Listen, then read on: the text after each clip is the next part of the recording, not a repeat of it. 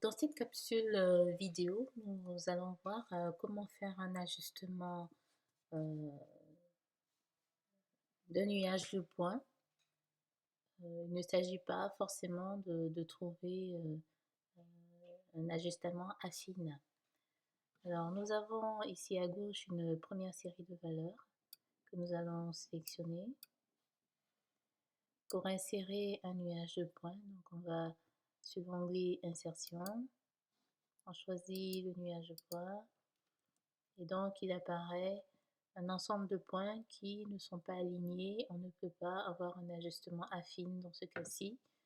Donc, si on ne sait pas quel est le type d'ajustement, si elle est plus à ces points, c'est-à-dire la courbe qui passe au plus proche de tous les points, on clique sur un point avec le clic droit de la souris.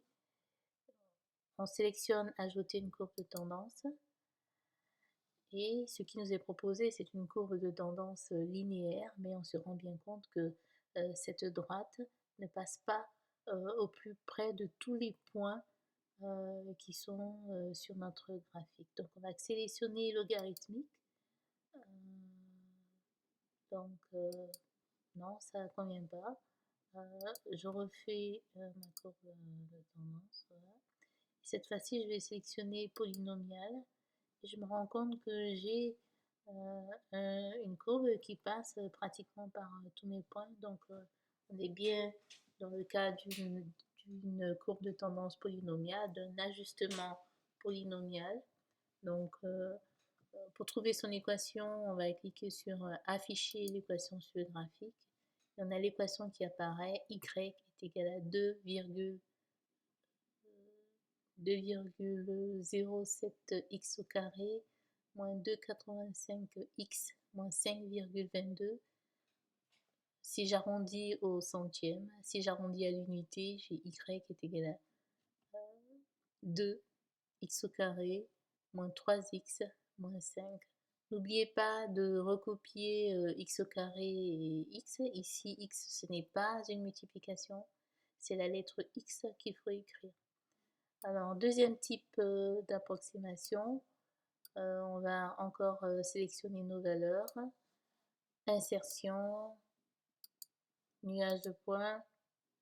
Et donc là, on voit que les points sont à peu près alignés.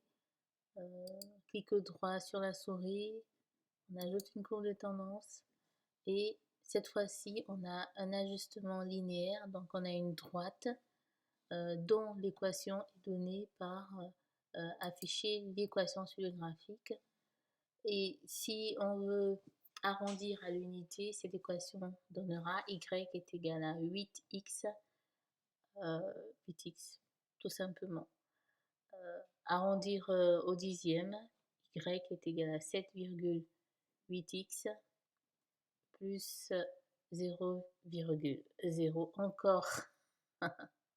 Et arrondir au centième, y est égal à 7,83x plus 0,04. On utilise le coefficient de détermination pour vérifier que notre ajustement est convenable.